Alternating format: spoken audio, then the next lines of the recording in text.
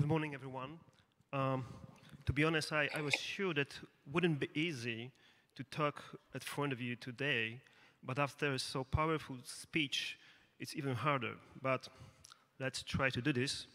Thank you for having me here, but more, thank you for Mr. Ambassador address. A strong message have been spoken here. But nevertheless, we have to concentrate, and we have obligation to plan our future.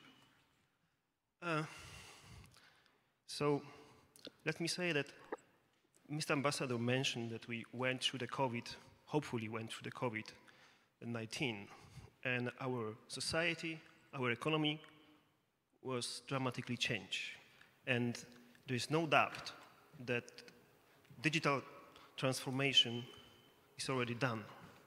So the first panel topic is big data, cloud computing, AI, and how data helps create the business of tomorrow. I think that in every discussion is worth to think where we are and where are we heading to. So my first question to all of you is, what lesson have you already taken from the digital transformation we went through the couple of days? So first, maybe we start from our remote speaker, Nick Gordon. Please. Hello, everyone, and sorry I couldn't be there in person. I flew over especially last night to be there, and took a lateral flow test before attending, and it was positive. So I'm very annoyed that I can't be there in person, but thanks to the organizers to make this possible remotely. To the question around lessons learned and the digital transformation, it certainly, hasn't ended. It is a journey. We've seen that with our, across industries, different levels of maturity. I think what we've seen in terms of lessons learned is the adoption of cloud, AI, big data has been, it has been a journey that has different levels of return in terms of the investment. And some of the reasons for that is because, the business the technology has not been aligned with some of those business objectives.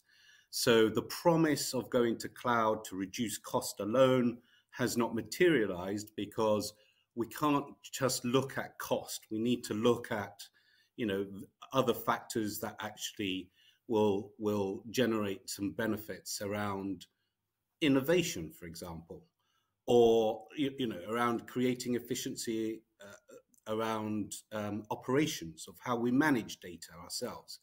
Data quality is still a massive problem with digital transformations. And then, of course, there's talent around data scientists, and how they are embedded into the organization, which allows the business to start adopting different insights and, having new ways of working. So I think, as I said, it is a journey. We haven't, it's not the final destination, but there are many things to learn, and there's many things to overcome, particularly around, as I say, aligning with the business strategy, ensuring that you have a more effective way of working, a better operating model, and, the talent that's required to really take advantage of cloud computing and AI.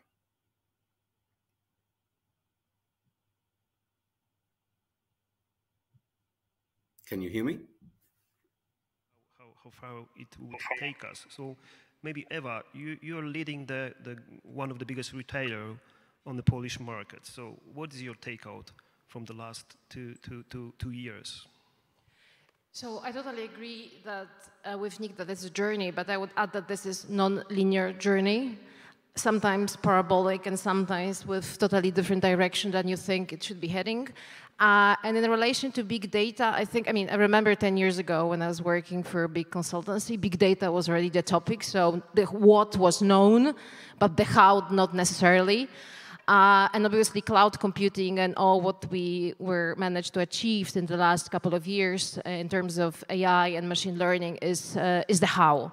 Yes, so it is a journey that first and foremost require patience. Yes, because we are very smart in how things should look like at the end of the road. Sometimes they finally look totally differently, but we need to be patient in terms of how we get there, because sometimes the adoption is much, much slower than we thought. The adoption meaning the consumer adoption, but also our organizations are not able really to digest and make a value out of the technologies that are out there.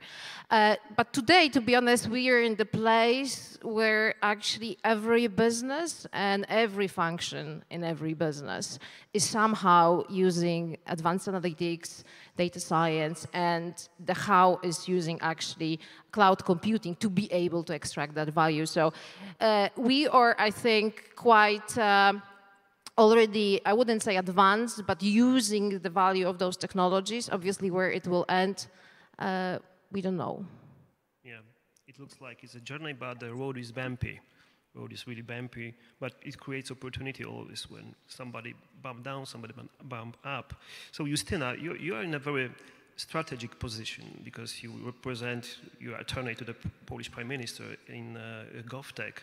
And my observation is, if we didn't change everything into the digital direction, we wouldn't survive in a simple everyday business like visit to the doctor, plan our work, plan our traffic, everything. So where are we at the field of infrastructure, preparing us to live in this digital new world using all those technologies mentioned by Nick? When it comes to governmental things, the way of thinking, it is very important to remember about cybersecurity. We all know that those data that are on our infrastructure, governmental infrastructure, or on cloud, it's our data about us, about our health, about our what's our grades at schools, etc., etc.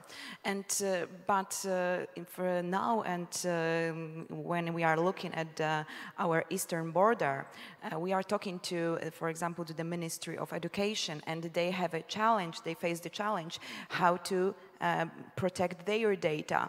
They have several data centers in Ukraine, and now we are thinking from governmental part, because Minister of Education talked to us and asked us for help to think how to do this to make sure that those data will be safe.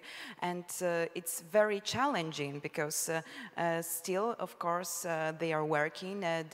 All these ministries in Ukraine, they are working, and we are happy to help. And we can help, of course, because like you, Mikołaj, said, it was very important, our digital transformation in administration. We moved several data sets to cloud. We have also our safe infrastructure. Also, we cooperate with business, and for example, lately investments by big tech, global big techs in data centers in Poland are very crucial, because it's very important. Okay, there is a cloud, but this cloud is just connecting with the servers, the data centers that are on premises somewhere in the world. And it is very important to be sure that, for example, they are in Poland. So on several ways, we are looking at how to build how to drive safely digital transformation, and in cooperation with business, in cooperation with talented startups, and it is very important to have at the center and at the heart the client, our clients, so our citizens. Yeah, safety is absolutely key, and we will back to it in a couple of minutes. But looking at Michał, he's a chief commercial officer at Polish Airlines, and this aviation business was hit probably the most, or was one of the most hit businesses during the pandemic. So, what is your lesson, and how you can plan the future development of business, looking to the tools from the digital world? Thank you, Mikołaj, for the question, and thank you for the invitation to the conference. Before I answer your question, I would just like to still comment on what's happening, and just say a few words regarding the presentations before, because here in London, what I can observe, you live in a slightly different atmosphere that we here in Poland, that we there in Poland. Even while being on the way here, the airport was full of people fleeing out of Warsaw and beforehand from Ukraine. And we are really in the center of that. And indeed, for a person in my position, Chief Commercial Officer, who is generally the person who is to bring money to the company, it's a very difficult time, because you need to find some sort of equilibrium between earning money and doing what we're obliged to do in the current time. And as far as your question is concerned, indeed, aviation is a sector which is exposed very much to various risks. The first sanction, as you remember, was closing the airspace, firstly over UK, then Poland, and then the entire European Union joined us. What does it mean for business? From business perspective, we do not think too much about that as for now. For that, the time will come later, but it's over 10% of our revenue, which will be not there because of Russia, because of Ukraine and some other countries. And also another perspective. An airline, the general perception of an airline is there are airplanes, there are pilots, there is cabin crew. That's a general perception. However, indeed, an airline is an IT company. At LOT, we have over 120 IT systems. They are all there to gather data, to process data, to support decisions, to support operations, etc., etc. These 2 years were extremely difficult, especially for me. Why so? Because I joined LOT in 2016, and over 4 years, the revenue of LOT was nearly tripled, the number of passengers the same. So we are at the great success story, and then COVID. We had great plans, growing our number of passengers by another 25% in the year 2020, and then COVID. And indeed, the sector of tourism and transportation was hit the most. 2020, 25% of the traffic from 2019. In 2021, we managed to achieve the level of passengers from 2015, so just before the growth of LOT. And then 2 weeks ago, the atmosphere was completely different. What I saw was the very nice growths in the business, in sales, and then another hit. That's the feature of airline, the exposure to the risks on many continents, as we operate all over the world, nearly over 60 markets with sales. So anything is happening somewhere, immediate aviation is there. Yeah, thank you for that remark. And now I think it's worth to back again to the safety of data, because this is a crucial if you want to develop further. So from one side, the people want to keep privacy. The people want to preserve their personal information, but by the other hand, they demand a lot of free services coming from the new tech sector. So how to combine those two approach, those two demanding to keep privacy, and the other hand have a free access to multiply services, and what is the role of some it may be the government, some overwatch institution. Should it be in a public hands or the private sector, for example? This is the question. Justyna, to you. Yeah, no. Yes, it's of course very challenging, but at the beginning, and I know that you are aware of that, but cybersecurity depends on ourselves, of course, because it's like with normal, general, our daily routine tasks we are doing every day. So, for example, we are not entering the door to the person we don't know. So, if we are in this digital world, the rules are the same. We are not going to enter the enemies and etc. to our phone or our laptop or other digital tools we are using to connect with the world. So it's so crucial to know the rules that are really the same at the like normal not digital world, and that's the first thing. But of course, we are to support. We, I mean government. We, I mean business. We, I mean the society. So first of all, of course, from the perspective of government, it's one of the things, of course, is education. So from the very beginning, and for example, just yesterday we have announced the competition for schools and students to face the challenge of fake news of this pandemic of fake news when it comes to now geopolitics, of course, so with the situation, with the war in Ukraine. And everybody, also you are welcomed. It's a Fake Hunter Challenge. It takes place in 2 weeks. It's one of the formulas to educate by taking part in challenge, in competitions, but of course, from the very beginning at schools, and also there are curriculums at schools to drive to teach how to make sure how to be sure that it is true. It can be a fake news. Yeah, if you see that someone is not possible, probably it is not possible. It's not truth, for example.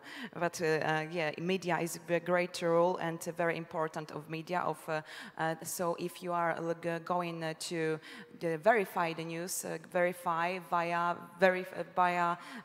trusted websites, for example, of course. Fake news, it's only one of the things, because we can talk about, of course, phishing data. So many frauds that take part when you are in digital world, and this stuff, of course, is also taken by, for example, of course, by police, by civil services that are taking care of cybersecurity. So, for example, not trusted and fake websites are just stopped, and there are institutions around the world. We also, of course, in Poland have such institutions. So there are several parts of that. Yeah, that's absolutely true, that the security starts from our behavior on everyday living. But let me ask you one short personal question. When you checked into the hotel, did you logged into Wi-Fi in the hotel? No. No. Who did? I did. I did. You did? Yes. Yeah. So this is how we behave. Think about it, please. Yeah, but of course it is like you said. But for sure not our private and also business mobiles not to let Louise. Thank you. Back to Nick Gordon. I would like to ask you the same question, but maybe more precisely. How do you think? who should be, or in which hand should be the responsibility for the security of the systems? Is it the role of the public or private sector? What would works better in your opinion and knowledge? Yeah, so I think you know, it's a combination of both actually. If I look at privacy with the, you know, the private lens of commercial businesses, I think, you know, businesses who build trust with their customers will emerge as winners. And when I mean trust, I'm talking about, you know, the way the businesses use private data. And there is, you know, protection obviously with GDPR from the regulators to enforce that. But I think the onus is on the businesses to actually inform their customer base on how they use data and how the data is protected. And that will generate some trust. So if a business actually is transparent about that, then I will allow that business to acquire as much information as they want in order to give me the kind of experience that I would like. So there's a kind of quid pro quo relationship there. When I look at it from a public sector lens, absolutely, I think there is onus on governments and, you know, and the public sector to make sure that they protect the citizens. And this is to Justyna's point around, you know, social media, hacking, fake news, exploitation of children, you know, racism. All of those things that is very, very easy to do in a digital world should have, you know, a responsibility from the governments to actually enforce rules and protect their citizens from harm. And again, it's controlling, you know, the way data is used and the way data is published so that it doesn't actually damage individuals. So I think, you know, to answer the question, the responsibility is on both. It's the private sector and the public sector. And the private sector, you know, obviously they need to gain trust, and the way to do that is through transparency of how they use data. And on the public sector, it's more a protectionist kind of position to ensure that there's no damage to individuals. Thank you, Nick. So it looks like it's all the time about cooperation, and let me remark that it's a very ongoing topic because it's one of the most important weapon on ongoing, you know what I mean, situation in Ukraine. Yeah? Okay, there are billions of data going through the systems every hour or every minute. So, but they are data and data, and I want you, Eva, to hear from you what kind of data is important, is value, and because I suppose the massive of data are completely rubbish. So, what data are valuable for the business purpose? Just one comment on the data privacy, sure. Because I think that, you know, I'd like to make the distinction between data security, which I think is obligation of of somebody that holds the data, so companies, governments, and whatever, but data privacy and what kind of data companies are allowed to collect, I think it needs to be regulated by the governments, and I don't think that we are doing great jobs as governments, maybe in Europe a bit better than in the US in terms of protecting people from the fact that their data that they're not even aware of or stored and misused, and we have lots of very public examples of misusing of data, and why the regulation from the government side, because nobody, or we are not making enough efforts to educate people what is the value of their data and the risk of, you know, giving okay to, for any applications you have in your phone to say, yes, you can use my data, you can collect my, voice messages, photos, whatever. So I would just like to urge that, yes, there is a big obligation. It's not only on companies to self-regulate how they use the data, the amount of data that they have, but also the governments to really, really regulate and protect how the data are used. And coming back to your questions, so we as a business, we have obviously, amazing, terabytes of data collected every day. We have more than 100,000 transactions every day, more than few millions of digital touch points collected in any our application and channels, etc. So obviously it's a lot, yes. And I think that the journey that we went through over the last couple of days, obviously you have transactional data, which are basic data. You have operational data that are basic data, how your kind of processes works, yes. Then you have a customer data, what customer bought, what they did they return, how much they spent, what is the value, etc. And then you have lots of online data, so what real time is happening across our digital touchpoints, and then you have unstructured data that basically, for us at the moment, the kind of cracking the power of unstructured data is something that that is the most valuable, because this is this kind of I would say cherry on the top that enables us to, as a business to use data to really kind of fully personalize the experience for customers. So, but I think many businesses have lots of valuable data, but the difficulty is really to be able to use it, and for that you need an ecosystem of data scientists, data engineers, systems, cloud computing, the topic of today's panel. But so there's no, I wouldn't say that there's one type of data that are most valuable. I think now the most valuable is to structuring the data, connecting the data, and working with unstructured pieces of information that we get in millions every day. Yeah, clear. Michał, you as a business, you collect and processing data. This is obvious for everyone here. But give us an example. I'm your client. Yeah, I'm traveling with LOT sometimes. I flew to London with LOT, and buying tickets. Sometimes log in the web, in the net, or other services. How much do you know about me? First of all, thank you for choosing LOT.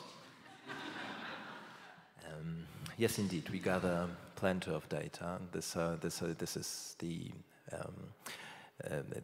the data on production and on commercial sites. Indeed, we know quite a lot about our customers, and we try to know as much as possible and to use it in a proper way. If you want some examples, and not to be so abstract, let's look at the production side first. So, as you know, we do really observe every flight, and we gather all the data from every flight. And there are 400 flights for LOT every day. So you can imagine that over a year, over 2 years, you can learn quite a lot. And we look at the most important data from our perspective. What is the most important? Not only the performance in terms of how the engine performs, that's security, not digital security, but physical security. Here we have also Internet of Things, by the way. All the engines of Dreamliners are attached, are all the time on, and are observed in the Rolls-Royce company to see what's their performance, so that if anything happens, be sure everything is safe. However, the biggest part of our cost is fuel, as you can imagine. Nearly 30% of the cost of an airline is fuel. And if you have the entire information over the performance of 400 flights every day and 12,000 flights over a year, that you can see and evaluate the style of flying of every captain, right? You can imagine that one of them are speeding up, some of them are flying properly, and our goal is here just to spare this few percentage of our cost by informing them, guys, you should follow the procedures. If it's really knowing that that airlines, this is this type of business where we make a lot of turnover, but the margins are really very narrow. In our part of the world, before COVID, 2 to 3%, the average margin.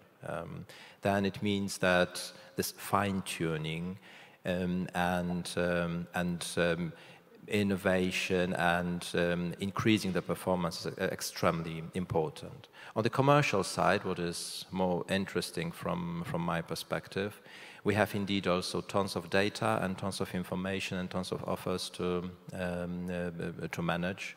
The most important from my perspective is pricing and availability, right? Lots had before COVID, and now we are slowly approaching this number as back, over 100 of routes, so-called point-to-point routes. So from Warsaw to London, from Warsaw to Paris. But it doesn't mean that we have passengers only on that 100 routes. We have passengers flying from London through Warsaw to Prague, Budapest, to Kiev previously, now for a short period of time, not anymore, but I hope it will come back very soon. And then also to Narita in Tokyo, to Sri Lanka or any other destinations. Altogether, it creates nearly 18,000 of so-called ONDs, origins and destinations. For every item for that every origin and destination, you need to create price points, you need to create availability, you need to take into consideration the behaviors of the customers, whether that's a leisure customer or a businessman who needs to come to London for one day just to sign an agreement and then come back in the evening. And the segmentation is extremely important and of course has impact on pricing, so that we can in the best way take the advantage of the demand curve which is there on the market. So answering your question, we try to know as much as possible about you. Why so?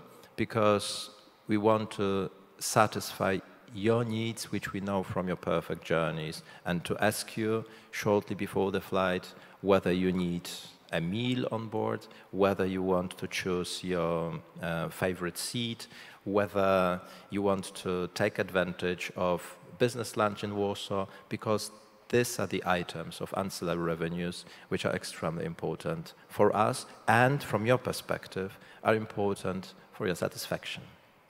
I'm hesitating, should I be glad or sad about it? I really don't know, to be honest. We have a final round for last question to each of you, so please try to be short.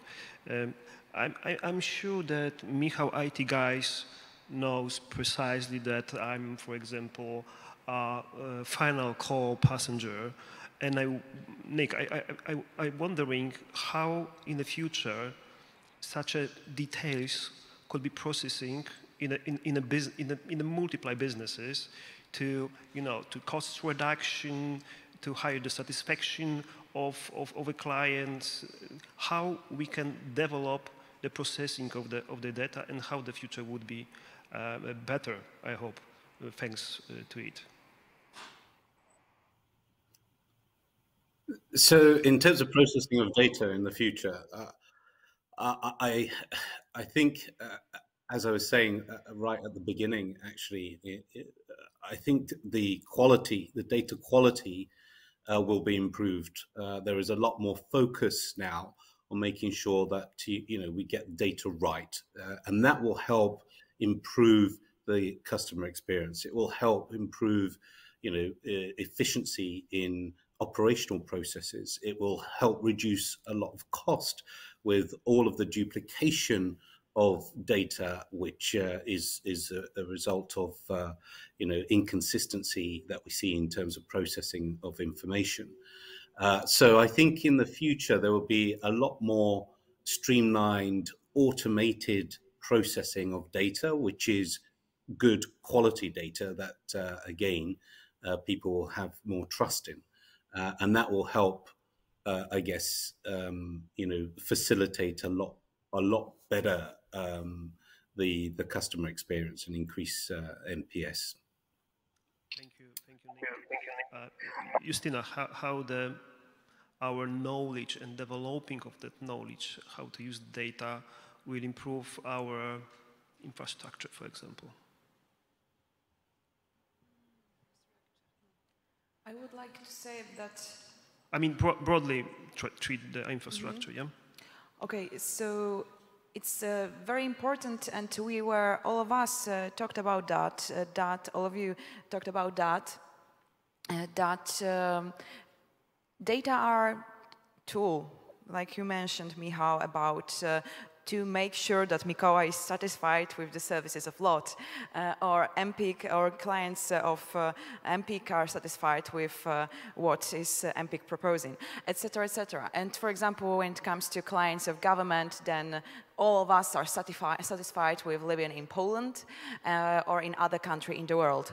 And what is very important to not to forget about why we are talking about data, why we are talking about having data. So the purpose, but the purpose cannot blur the view when it comes to that it is data about ourselves. So it is very important to make sure that it will be safe. But so creativity of using data in order to make our lives better, of course, but not forget about safety. Thank you. Eva, how digitalization would impact the future of your clients and your company? So I would like that it simplify and automate many things that we do. And I think that we're using data for, for promotions, for pricing, for offers. And I hope that when you buy at Empik, you feel, that we're doing a good job. And I think the technology is there, cloud computing is there. I think only the talent is missing, because try to find a cloud engineer now in Poland is extremely, extremely difficult. So I think the talent and especially in our local market is the key enabler.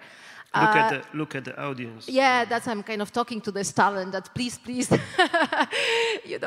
try to, if you haven't decided where to focus on data science, on machine learning, and on the cloud, because this is where businesses are already feeling the lack of talent and ideas and innovation. But technology is there. But I think that the holy grail for my business and for many businesses like in retail and e-commerce is simplification, automation, robotization. That is also based on data, but in the world where talent is missing, and we should focus people on value-adding activities. This is where the game changer comes. So this is our focus, and digitalization, for our digitalization roadmap for the next 2-3 years. This is the most important topic, and I'm pretty sure that organizations that are automatized, robotized, simplified internally, they offer much superior customer experience as well. Thank you, Eva and Michał. How the aviation could improve the service thanks to the cloud computing, for example, AI, all that stuff we mean in this topic? Smoothless journey, I would say. That's smoothless journey. Smoothless journey. That's the answer. You can see it already now. Look, you choose generally your travel, your flight over an application. You make a payment over an application with just few clicks. What we've focused on is making this journey, not your physical journey, because we laugh when you're flying, but your journey with the application and the transaction as smooth as possible. Then you go to the airport. That's a little bit hassle. You need to pack the luggage and carry this with you, but there are already startups who make it easier. They take your luggage from your home and deliver directly to your destination. Then you, after online checking in, you just scan your barcode before entering the security area. That's also a bit hustle and old style. I hope that there is a lot of to improve, and I see already that the new infrastructure which is being developed puts a lot of attention to this part of your journey. And then that's only fun, some shopping, boarding. Here already in many airports worldwide you can see biometrics, which is very much used not only for crossing the border with your biometric pass, but also later on while boarding. Then the physical travel, I don't know how much it can be improved, but for sure the smooth travel is something which is in the center of our focus. And taking the opportunity of being here in front of you, I would like to make the same comment as the hiring by Your Excellency, as the hiring process by Eva. We work a lot with data. Within the last 5 years, I've hired over 50 highly talented people who work a lot with data, who graduated from the best Polish universities, because only the beautiful minds are the guys who can really change the reality. Just keep us in mind. Thanks a lot. Thank you.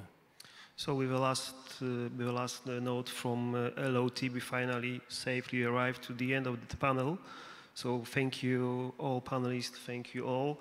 But the journey still goes on. So I wish you very good discussions. Learn a lot about cloud computing, digitalization, artificial intelligence. But here, please develop also this physical intelligence. Thank you very much. Thank you.